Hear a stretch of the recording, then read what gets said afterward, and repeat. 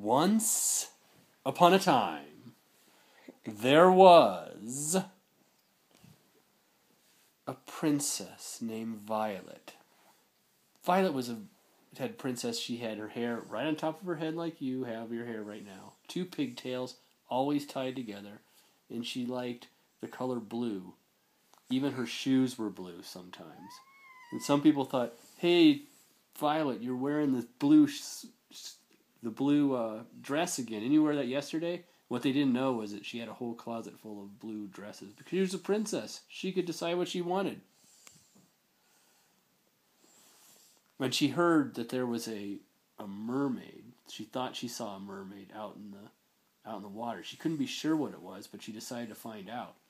So she borrowed a boat from a fisherman. And she paddled out there looking for the mermaid. And she could see like a shape following her in the water. It's like a little shadow. And she'd keep looking over and then it would be gone. And she'd think she saw a shadow out of the corner. And she'd look over and it would be gone. But she couldn't tell what it was. It was just some sort of shape.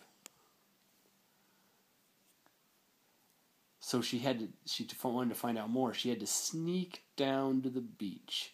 Just so there was a little way she could go around the outside of the castle. And some old steps. They were kind of slippery because water used to wash up on them and salt, and they were sort of worn away. But she had to sneak down to the beach because her mom was always worried about 3 things, mainly. Pirates, crabs, and sand. And when her mom was really worried, she worried about sandy pirate crabs. Or sometimes crabby pirates. Yeah. So one day, she saw the fishermen. They were hauling in their nets, and their nets were all empty.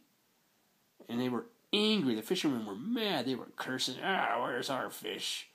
And they were mad because it looked like something or somebody had cut holes in the nets to let the fish out.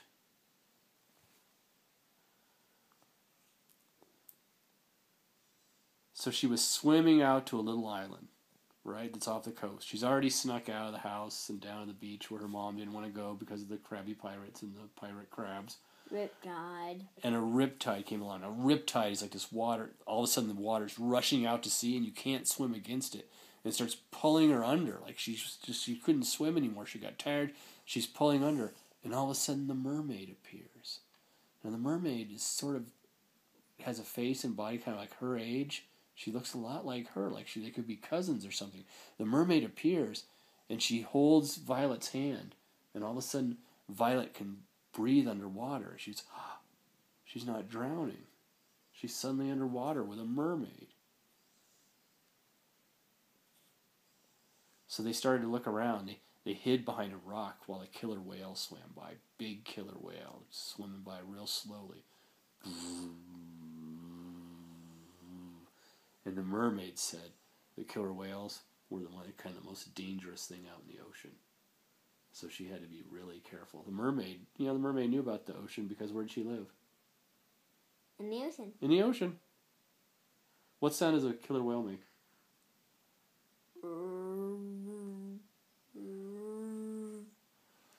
Okay. They swam by a coral reef. You know what a coral reef is? Mm. It's like these little formations underwater made out of tiny, tiny little animals that all form together. Mm. And she went by a coral reef, and Violet found all the perfect shells to make this beautiful necklace that she hung around her neck. And she brought it home and she gave it to her mom because she knew her mom would be mad because she went out to, go to the beach with the crabby sand pirates.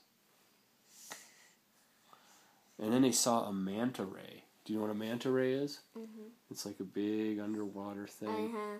And it was swimming by.